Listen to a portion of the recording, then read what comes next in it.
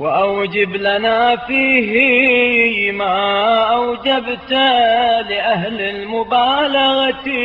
في طاعتك، اور جو انتہائی اطاعت کرنے والوں کے لیے تو نے اجر مقرر کیا ہے وہ ہمارے لیے بھی مقرر فرما۔ واجعلنا في نظم من استحق الرفيع الأعلى برحمتك، اور ہمیں اپنی رحمت سے ان لوگوں میں شامل کر جنہوں نے بلند ترین مرتبے کا استحقاق پیدا کیا۔ اللهم صل على محمد وآله وجنبنا الإلحاد في توحيدك۔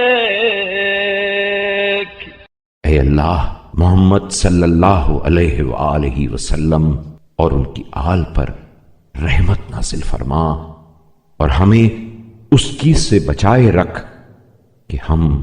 توحید میں کج اندیشی والتقصير في تمجيدك والشك في دينك والعمى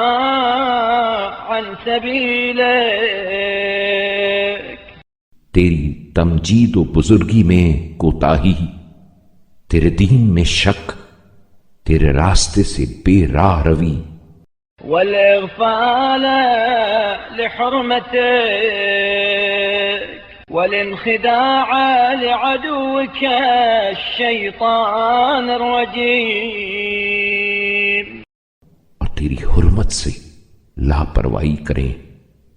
اور تیرے دشمن شیطان مردود سے فریب خوردگی کا شکار ہوں۔